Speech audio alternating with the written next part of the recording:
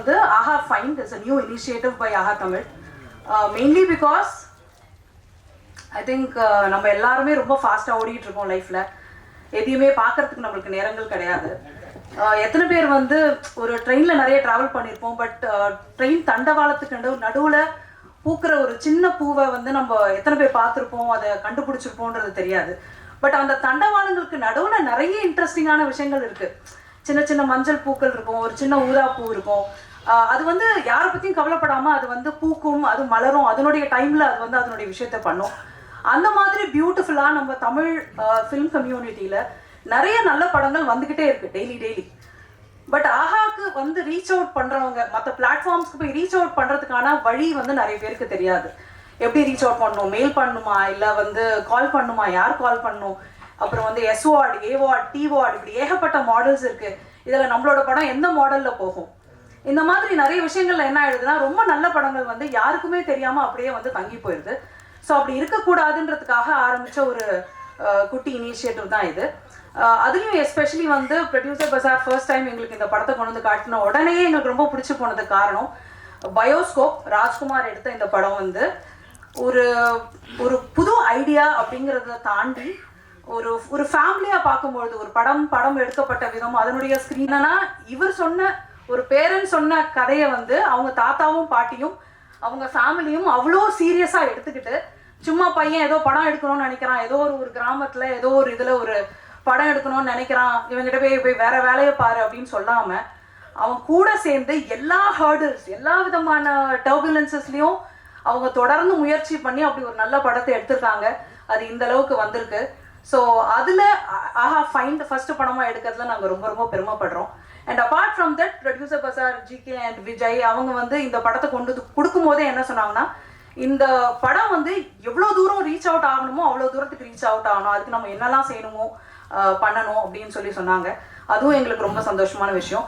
இது எல்லாத்தோட ரொம்ப ரொம்ப ஸ்பெஷலான ஒரு விஷயம் என்னன்னா பாக்யராஜ் சார் அவர்கள் இங்கே இருக்கிறது. ஏன்னா அவர் வந்து இப்போ வரைக்கும் நான் அவர்கிட்டயும் சொல்லிட்டு இருந்தேன், ஸ்க்ரீன் பிளேக்கு பைபிள் அப்படின்னு இப்போ வரைக்கும் நம்ம எல்லாரும் யோசிக்கலன்னா அவரோட படங்களை எடுத்து பார்த்தா போதும். அவ்வளோ புதுமைகள் வந்து அதில் அவர் பண்ணியிருக்காரு. இன்ஃபேக்ட் அந்த கான்டெக்ட்ல ஒன்று சொல்லணும்னா அவரோட ஃபர்ஸ்ட் படம் சுவரில்லாத சித்திரங்கள், அந்த படத்தில் இருக்கிற மாதிரி இல்லாமல் சித்திரங்களுக்கு இனிமேல் நிறைய ஒரு சுவராக இருந்து aha find will give more and more movies to the global audience. And I'm so glad that we are doing this today, and I wish you great this thing, because இது வந்து எங்களுடைய கேம்பெயின் அப்படின்னு சொல்கிறத விட I think it's an extension which has come from your end. இப்போ Cheran sir ஆகட்டும், அதுக்கப்புறம் மிஷ்கின் ஆகட்டும், அப்புறம் வந்து எல்லாருமே இப்போ வந்து சத்யராஜ் சார் அவர்கள் அதில் நடிச்சு கொடுத்துருக்காங்க. இந்த மாதிரி அவங்க ஆல்ரெடி ஸ்டார்ட் பண்ண ஒரு விஷயத்தினுடைய ஒரு எக்ஸ்டென்ஷனாக we are doing this. And இது வந்து எங்களுடைய பொறுப்போ இல்லை ஒரு ஆஹாவோடைய பொறுப்புன்றதை விட உங்கள் எல்லாரோடையும் பொறுப்பும் கூட தான். ஏன்னா ஒரு நல்ல படத்தை நீங்கள் எங்கேயாவது பார்த்தீங்கனாலோ இல்லை யாராவது ஒரு ஃப்ரெண்டு இதில் எத்தனை பேர் வந்து இதில் நிறைய பேர் நிச்சயமாக ஃபில்ம் மேக்கர்ஸாக இருப்பீங்க, ரைட்டர்ஸாக இருப்பீங்க. ஸோ இப்படி எல்லாருக்குமான ஒரு விதையாக தான் இதை ஆரம்பிச்சிருக்கோம். ஸோ நீங்கள் இன்கேஸ் ஏதாவது பார்த்தாலுமே நீங்கள் ஒரு ஃப்ரெண்டை மீட் பண்ணுறீங்க, அவர்கிட்ட ஒரு நல்ல படம் இருக்குது அப்படின்னு நினச்சாலும் அதையுமே you can bring it to us and we will definitely put it on our platform. Thank you so much for being here, and I wish the entire team a great success. Thank you.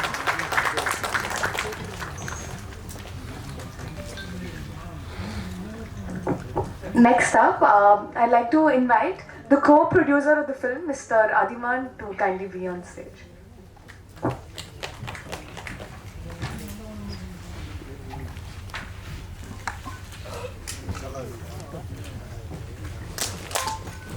Next up, I'd like to request the CEO of AHA, Mr. வணக்கம். நீங்கள் இந்த இப்போ படத்தில் பார்த்தப்போ வெங்காயம் படத்தில் எப்படி அந்த கல்யாண மண்டபத்தில் நிற்கும்போது நான் ஒரு எமோஷ்னலாக நின்னனோ அதே மாதிரி தான் நான் இந்த பயோஸ்கோப்பை முடிச்சுட்டு ஒரு எமோஷ்னலான மூமெண்ட்டில் நான் இப்போ நிற்கிறேன். ஏன்னா நம்ம எடுத்த படத்தால் ஒரு உயிர் காப்பாற்றப்பட்டுச்சு அப்படிங்கிறது எனக்கு அப்போ ரொம்ப எமோஷ்னலாக இருந்துச்சு. இப்போது நான் எப்படி எமோஷ்னலாக ஃபீல் பண்ணுறேன் அப்படின்னா, நான் ஒரு படம் எடுத்துட்டேன், நான் சொல்லிக்கிட்டே இருப்பேன், இண்டிபெண்ட்டாக எடுக்கிற படங்கள் தான் மக்களோட பிரச்சனை பேசும். இண்டிபெண்டா பெரிய பட்ஜெட் படங்கள் வந்து கமர்ஷியலா இருக்கும், அது ஒரு டெம்ப்ளேட்டடா இருக்கும். இந்த மாதிரி சின்ன சின்ன படங்கள் தான் மக்களோட பிரச்சனைகளை, மக்களோட வாழ்வியலை, மக்களோட சந்தோஷத்தை, மக்களோட துக்கங்களை மக்களுக்கு அறிமுகப்படுத்துற படமா இருக்கும். அதனால சின்ன படங்களா இருந்தாலும் நல்ல படமா எடுக்கும் பொழுது நமக்கு ஒரு மனநிறைவு கிடைக்கும் அப்படின்ட்டு இண்டிபெண்டன்ட் மூவி உலகம் முழுக்க பெரிய அளவுல வளர்ந்து வந்துகிட்டு இருக்கு. அப்படிங்கிறதுனால இண்டிபெண்டன்ட் மூவியை நான் ப்ரமோட் பண்ணிக்கிட்டே இருப்பேன். உங்ககிட்ட ஒரு நல்ல கதை இருக்கா, அழகா ஒரு ஆர்டிஸ்ட் இருக்காங்களா, நீங்க போயிட்டு அது அழகா படத்தை எடுத்துட்டு வாங்க அப்படின்னு சொல்லிக்கிட்டே இருப்பேன். அப்பெல்லாம் எனக்கு என்ன ஒரு கில்ட்டி இருக்கும்னா, சரி எடுத்துட்டு வந்துடுறோம், முடிச்சிடுறோம், எங்க கொண்டு போய் நாங்க மக்களுக்கு சேர்த்துறது அப்படின்னு கேள்வி கேட்டா நான் என்ன பண்ணுவேன் அப்படின்னா எனக்கு அந்த கில்ட்டி இருந்துகிட்டே இருக்கும். இன்னைக்கு நான் கம்பீரமா சொல்லுவேன், நல்ல படம் எடுத்துட்டு வாங்க, ப்ரொடியூசர் பசார் இருக்காங்க, ஆகா ஃபைன் இருக்கு, உங்களை காப்பாற்றுவாங்க, என்ன எப்படி காப்பாற்றினாங்களோ அதே மாதிரி உங்களையும் காப்பாற்றுவாங்க அப்படிங்கிற நம்பிக்கையோட நான் அந்த கில்ட்டினஸ் இல்லாம நான் வந்து அவங்களுக்கு நான் உத்தரவாதம் கொடுக்குறேன். உண்மையிலே எந்த இன்டர்வியூவில் போனாலும் நீங்கள் ரொம்ப சிம்பிளாக எடுக்கிறீங்க, ஒருத்தரே படம் எடுக்கிறீங்க அப்படின்னா இந்த மாதிரி படங்கள் எடுக்க முடியும் நம்ம காட்டும்போது தான் எனக்கு திடீர்னு ஒரு டக்குன்னு ஸ்ட்ரக் ஆகும். சரி எப்படி பிஸ்னஸ் பண்ணுறதுன்னு கேட்டாங்கன்னா நம்ம என்ன சொல்கிறது அப்படின்ட்டு உண்மையிலேயே பயாஸ்கோப்புங்கிற ஒரு படம் உருவாகி அதை ஒரு நிறுவனம் வந்து பார்த்து நம்ம என்ன நினச்சிட்டு இருப்போம், ஓ இவங்களுக்கு பிடிக்குமா பிடிக்காதா, இவங்க வாங்குவாங்களா வாங்க மாட்டாங்களா, இப்படி நினச்சிக்கிட்டு இருக்கிற ஒரு இயக்குனருக்கு ஒரு தயாரிப்பாளர் என்ன பண்ண படம் வந்துச்சுங்க வாங்கிட்டாங்க அப்படின்னு சொன்னால் ஓகே நமக்கு காசு வருதுன்னு ஒரு தயாரிப்பாளருக்கு ஒரு சந்தோஷம் இருக்கும். ஒரு இயக்குனராக ஒரு வாசலில் நின்றுட்டு இருக்கோம், அப்போ வந்து ஏங்க இந்த படம் சூப்பராக இருக்குது, நாங்கள் இந்த படத்தை வாங்கிக்கிறோம் அப்படின்னு சொன்னதோட மட்டும் இல்லாமல் உங்களை மாதிரி நல்ல படங்கள் எடுக்கிற இயக்குநர்களுக்கு படைப்பாளிகளுக்கு நாங்கள் வாசல் திறந்து விடுறோம். அந்த நல்ல படங்களை தொடர்ந்து நாங்கள் ஒரு வெளியிடறதுக்கு ஒரு ஃபைண்டுன்னு ஒரு சப் கேட்டகரியை கிரியேட் பண்ணுறோன்னு சொன்னால் ஒரு டைரக்டர் எப்படி நின்றுட்டு இருப்பான்னா, இந்த படத்தில் அந்த கல்யாண மண்டபத்தில் நின்றுட்டு இருந்தேன் பார்த்தீங்களா, அப்படி தான் நின்றுட்டு இருந்தேன். அவங்க சொல்லும்போது அவ்வளோ எமோஷனலாக இருந்துச்சு. உண்மையிலே என்னை பார்த்துட்டு இருக்கிற என்ன மாதிரி படம் எடுக்கணும்னு நினைக்கிறவங்க எல்லாருக்குமே அவ்வளோ சந்தோஷமாக இருந்திருக்கும். நான் முதல்ல ஏன் ஆகாவுக்கு நான் தேங்க் பண்ணும் அப்படின்னு நினச்சேன் அப்படின்னா, இந்த மேடை அவர்களால் உருவாகினால அவங்களுக்கு நான் நன்றி சொல்லணும் அப்படின்னு நான் ரொம்ப ஆசைப்பட்டேன். இப்போது வெறும் சும்மா ஒரு கப்பல், ஒரு மலைத்துளி அப்படின்னு வெறும் வார்த்தையாக நம்ம பேசினோம்னா ஓகே அது ஒரு சாதாரண வெறும் வார்த்தை தான். ஆனால் கடல்ல தத்தளிச்சுக்கிட்டு இருக்கிறவனுக்கு யாராவது வந்து கை கொடுக்க மாட்டாங்களான்னு நினைச்சுக்கிட்டு ஒரு கடைசி உயிருக்கு போராடிட்டு இருக்கிற ஒருத்தனுக்கு ஒரு கப்பல் அப்படின்னு சொன்னா, ஒரு கப்பல் வருதுன்னு சொன்னா அவனுக்கு எப்படி இருக்கும், அது ஒரு சாதாரண வார்த்தை தான். அந்த மாதிரி தான் எனக்கு ப்ரொடியூசர் பசார் வந்தாங்க. நான் ரொம்ப வெங்காயம் படத்துக்கு எப்படி நீங்க எல்லாம் பாத்தீங்களோ இந்த படத்துல அதே ஸ்ட்ரகிள் தான் இந்த படத்துக்கு எனக்கு தொடர்ந்து இருந்துச்சு. இது எனக்கு மட்டும் இல்ல, தொடர்ந்து கேபிள் சங்கர் சார் மாதிரி ஒரு நல்ல படங்களை ஆதரிச்சு போராடிட்டு மக்கள்கிட்ட கொண்டு போய் சேர்த்தணும்னு போராடிட்டு இருக்கிற அவங்களுக்கு தெரியும் எல்லா நல்ல படங்களுக்கும் ஏற்படுற ஒரு ஸ்ட்ரகிள் தான். அப்போ யார் இது இந்த மாதிரி நல்ல படங்கள் எடுக்கிறவங்களுக்கும் இந்த மாதிரியான ஒரு மீடியாவுக்கும் யார் வந்து நம்ம ஒரு பிரிட்ஜை ஏற்படுத்துறது அப்படின்னு ஒரு பெரிய கேள்விக்குறியே இருந்துச்சுங்க. அதை வந்து ப்ரொடியூசர் பசார் ரொம்ப அழகாக செஞ்சு இந்த மேடையை உருவாக்கியிருக்காங்க. அவங்களுக்கும் நான் நன்றிகளை தெரிவிச்சுக்கணும். நான் ரிவேஸில் போகிறேன், ஏன்னா எங்கிருந்து தொடங்குச்சோ அப்படி ஆர்டராக வரதோட நான் ரிவேஸில் போகிறது எனக்கு ரொம்ப பிடிச்சிருந்துச்சு. அப்போது அடுத்தது எனக்கு உண்மையிலேயே அதியமான் சார் மாதிரி நான் கஷ்டப்பட்டு வெங்காயம் படம் முடிச்சுட்டு நான் ஒரு படம் ஆரம்பிக்கணும் அப்படின்னு தொடங்கும் பொழுது நீங்கள் வெங்காயம்னு ஒரு நல்ல படம் பண்ணியிருக்கீங்க, அடுத்ததும் நீங்கள் நல்ல படம் தான் பண்ணுவீங்கன்னு Athiyaman sir, Ardhanareeswaran, Omram Yoga Guruji, Senthil sir, Prema madam, நிறைய பேர் நான் பேர் மறந்துடுவேன். நம்ம அந்த மாதிரி நிறைய ஒரு எனக்கு நீங்கள் வாங்க நீங்கள் பண்ணுவீங்க, நல்ல படம் பண்ணுவீங்கன்னு சொல்லிட்டு என்னை வந்து என்கரேஜ் பண்ணாங்க. நான் உங்களுக்கு இந்த இடத்துல நான் ரொம்ப நன்றி சொல்லிக்கிறேன். அதை எல்லாத்தையும் தாண்டி மியூசிக் டைரக்டரை பற்றி நாங்கள் சொல்லி ஆகணும். நான் ஒரு இன்டர்வியூவில் சொன்னேன், அதை நீங்கள் இளையராஜா சார்கிட்ட வந்து என்ன மாதிரியான இசை எப்படி அவருக்கு இசை வெளிப்படுது அப்படின்னா அவருடைய இசை ஞானம் இசையாக வெளிப்படுது. ரஹ்மான் சார்கிட்ட இசை ஞானமும் ப்ளஸ் டெக்னாலஜியும் சேர்ந்து ஒரு இசையை வெளிப்படுது. ஆனால் தாஜ்னூர் சார்கிட்ட பொறுத்த வரைக்கும் அவருடைய நேர்மையும் அறமும் தான் இசையாக வெளிப்படுது அப்படின்னு நான் நம்புவேன் எப்பவுமே. அவர் மாதிரி ஒரு நேர்மையான உண்மையான ஆள் நான் ரொம்ப நாளாக இந்த சினிமாவில் எவ்வளோ ஸ்ட்ரகிளுக்கு அப்புறம் நான் கடந்து வந்திருக்கேன். என்னைக்கு சந்திச்சும் போது அவர் மேலே ஏற்பட்ட ஒரு அபிப்பிராயம் எப்படி இருந்துச்சோ அப்பவும் அதே இத்தனை வருஷம் கழிச்சு அப்படியே இருக்குது அப்படிங்கிறதே எனக்கு ஒரு பெரிய ஆச்சரியமாக இருக்குது. அவ்வளோ ஒரு சிறந்த மனிதர் முதல்ல, அதுக்கப்புறம் மிகச்சிறந்த ஒரு இசையமைப்பாளர். ஏன்னா இந்த படங்கள் தான் தொடங்கி வச்சிருக்கு 2025. நீங்கள் வேணா நான் இந்த 2024 இறுதியில் நான் உங்கள்கிட்ட ஒரு உத்தரவாதம் கொடுக்குறேன். 2025 ஒரு முக்கியமான அவார்டு வழங்கக்கூடிய ஒரு விருது வழங்கக்கூடிய ஒரு நிறுவனம் ஏதாவது தேர்ந்தெடுக்கும் பொழுது முதல் ஒரு 3 இயக்குனர் இசையமைப்பாளர்கள் பட்டியலில் கண்டிப்பாக தாஜ்னூர் சார் இருப்பார். நான் அவர் அடுத்தடுத்து வச்சிருக்கிற படங்களை நான் வந்து பார்த்துக்கிட்டு இருக்கேன். அதே மாதிரி நம்மளாம் வந்து உண்மையிலேயே சின்ன வயசில் இருக்கும் பொழுது பாக்யராஜ் சாரோட படங்களில் வந்து ஒரு 5-6 சின்ன பசங்கள்லாம் இருப்பாங்க. எப்பவுமே அவரோட படத்தில் அவர் கூட இருப்பாங்க, சின்ன சின்ன பசங்கள் இருப்பாங்க. நாங்கள்லாம் இப்போ உட்காந்துருக்கிற அந்த சின்ன பசங்க மாதிரி தான். அவர் எங்களுக்கு ஒரு இமயமலை மாதிரி தான் எப்பவுமே. சும்மா அவர் இருக்காரு அப்படின்லாம் இல்லை. நம்ம சின்ன வயசுல அவர் எப்படி பார்த்தோம். இன்னைக்கு ராஜ்குமார்னு ஒருத்தன் படம் பண்ணியிருக்காங்க, அதை ப்ரொடியூசர் பஜார்னு ஒன்று ரிலீஸ் பண்ணியிருக்காங்க. ஆஹா ஃபைண்டுன்னு ஒரு சூப்பரான ஒரு விஷயம், நல்ல படங்களுக்கு ஒரு பிளாட்ஃபார்ம் அமைச்சு கொடுக்குறாங்க. அப்படிங்கும் பொழுது சரி நமக்கு என்ன வேணும், நாம வந்து எல்லாம் ஜெயிச்சுக்கிட்டு இருக்கிற ஒரு பெரிய இயக்குனர், நம்ம ஏன் அதை பண்ணணும் அப்படின்னு நினைச்சிருந்தாருன்னா அவர் வந்திருக்கவே தேவையில்லை. எங்க ஒரு நல்ல படம், எங்க ஒரு நல்ல விஷயம் நடந்தாலும் யார் ஒரு ஒரு படைப்பாளிக்கு எங்கெல்லாம் காப்பாற்றப்பட்டாலும் அந்த இடத்துல நம்ம போய் கரம் கொடுக்கணும், அந்த இடத்துல நம்ம நிற்கணும், அவன் அந்த இடத்துல அவனோட வளர்ச்சிக்கு நம்ம தட்டி கொடுக்கணும் அப்படின்னு நினைக்கிறாரு. அப்படிங்கும் பொழுது உண்மையிலேயே சார், தமிழ் சினிமாவில் நாங்கள் எங்களை மாதிரி ஒரு நல்ல படம் பண்ணணும்னு நினச்சிட்டு இருக்கிற அத்தனை இயக்குனர் சார்பாகவும் உங்களுக்கு எங்களுடைய நன்றிகளை தெரிவிச்சுக்கிறோம். அப்புறம் என்னோட டீம் இந்த இடத்துல சொல்லி ஆகணும். உண்மையிலேயே நான் ரொம்ப வெங்காயம் படத்துக்கு அப்புறம் என்னுடைய ரொம்ப முக்கியமான காலகட்டம் எதுன்னா, அடுத்தது நான் என்ன படம் பண்ணுறது, என்ன பண்ண ஒரு பெரிய தேக்கம். எல்லாருமே ஒரு இன்டர்வியூவில் சொல்லுவாங்க, எனக்கு வந்து இந்த ப்ரொடியூசர் இல்லைன்னா எனக்கு லைஃப் இருந்திருக்காது, இந்த டைரக்டர் இல்லைன்னா எனக்கு லைஃப் இருந்திருக்காது, குடும்பத்தில் யாராவது ஒருத்தர் இல்லைன்னா லைஃப் இருந்திருக்காது அப்படின்ட்டு. ஃபர்ஸ்ட் எந்த டைரக்டருமே சொல்லியிருக்க மாட்டாங்க, ஒரு அசிஸ்டன்ட் டைரக்டர் இல்லைன்னா நான் இல்லாமே போயிருப்பேன் அப்படின்னு எந்த டைரக்டருமே சொல்லியிருக்க மாட்டாங்க. ஆனால் நான் சொல்கிறேன், ரொம்ப முடங்கி போய் ஒரு இருட்டில் கிடந்தப்போ பிரபுன்னு ஒருத்தர் வந்தார், என்னுடைய அசிஸ்டன்ட் டைரக்டர். வந்து என்னங்க பண்ண போறீங்க, நீங்கள் ஏங்க வெங்காயம்னு ஒரு படம் பண்ணிட்டு ஏங்க இப்படி உட்காந்துட்டு இருக்கீங்கன்னு தட்டி எழுப்பி, எந்திரிங்க நம்ம படம் பண்ணுவோம், எப்படி கிரியேட் பண்ணுறதுன்னு எனக்கு தெரியும் அப்படின்ட்டு ஒரு 25 பேரை உருவாக்கி, ஒரு ப்ரொடியூசர்களை உருவாக்கி, இன்னைக்கு வரைக்கும் வெங்காயம் படம் சக்ஸஸ்ஃபுல்லெல்லாம் அவர் பார்க்கவே இல்லை. அதுக்கப்புறம் தான் வந்தார் என்கிட்ட. எப்போ நான் வந்து டவுன்ஃபாலுக்கு போகிறனோ அன்னைக்கு வந்து இத்தனை வருடமும் நீ ஜெயிக்காம உன்னை விட்டு போக மாட்டேன்டான்னு ஒருத்தர் கங்கணம் கட்டிக்கிட்டு இந்த இடத்துல கொண்டாந்து நிறுத்துற வரைக்கும் அவங்க குடும்பத்தில் இருக்கிற பிரச்சனைகள், அவங்களோட தனிப்பட்ட விஷயம் எதை பற்றியுமே கவலைப்படாமல் இன்னைக்கு நான் இந்த இடத்துல வந்து நிற்கிற வரைக்கும் அவர் கை கட்டிக்கிட்டு வேடிக்கை பார்க்குறாரு. அப்படின்னா ஒரு அசிஸ்டன்ட் டைரக்டர் காப்பாற்றப்பட்ட, ஒரு உதவி இயக்குனரால் காப்பாற்றப்பட்ட இயக்குனருங்கிறதே நான் பெருமையாக சொல்லிக்குவேன். அதில் எனக்கு எந்த விதமான தயக்கமும் இல்லை. ரொம்ப நன்றி பிரபு. அதே மாதிரி கூட இருந்து ரிலீஸ்க்கு வேலை செஞ்சுட்டு இருக்க முரளி, குப்புசாமி மாதிரியான வாங்க பிரபு வாங்க.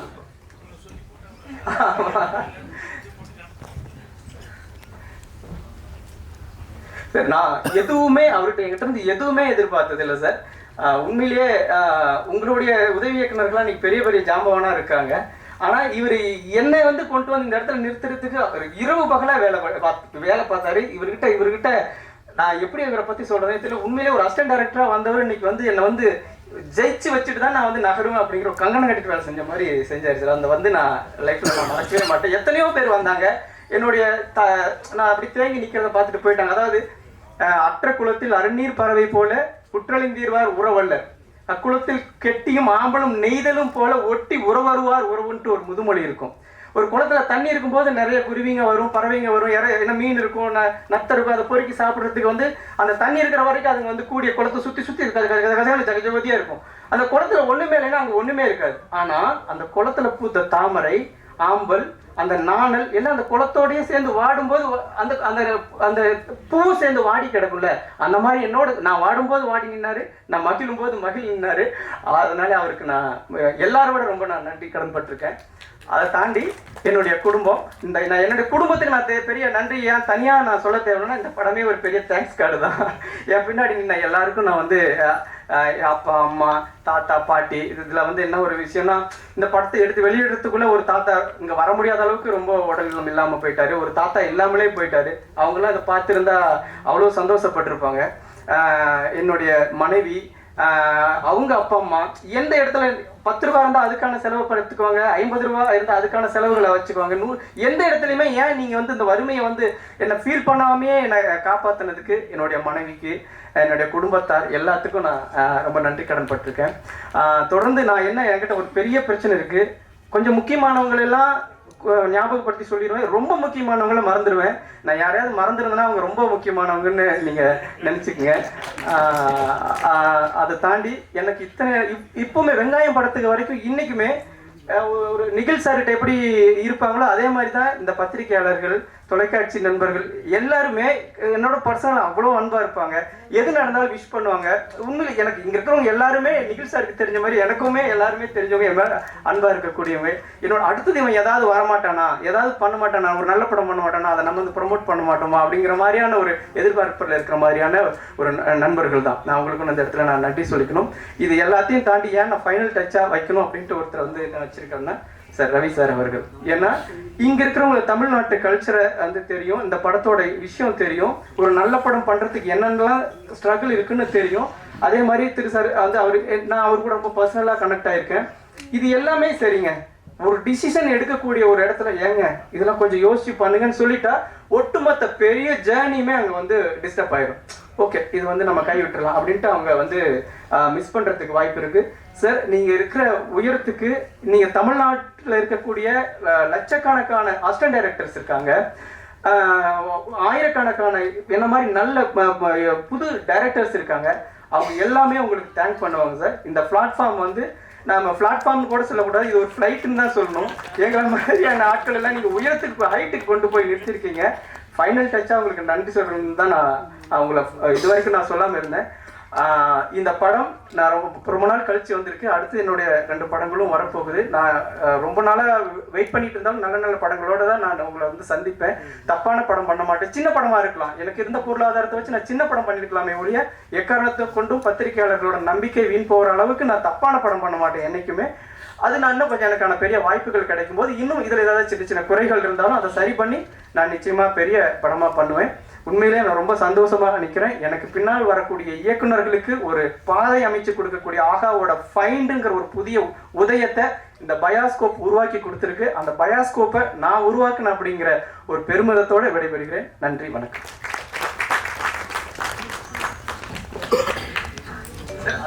அதே மாதிரி சார் அவர் வந்து நான் அப்படியே ஆர்டர்ல மறந்துட்டேன், மன்னிக்கணும். நிறைய வேலைகளுக்கு நடுவில் அவர் சொன்ன மாதிரி தான் ஏங்க திரு, ஆமா அவன் அந்த முக்கியமானவங்களை மறந்துடும் சொன்னேன். அந்த மாதிரியான ஒரு ஏங்க திரு பேசாம வேற ஏதாவது பாருங்கன்னு ஒரு வார்த்தை சொல்லியிருந்தாலும் இந்த படம் வந்திருக்காது.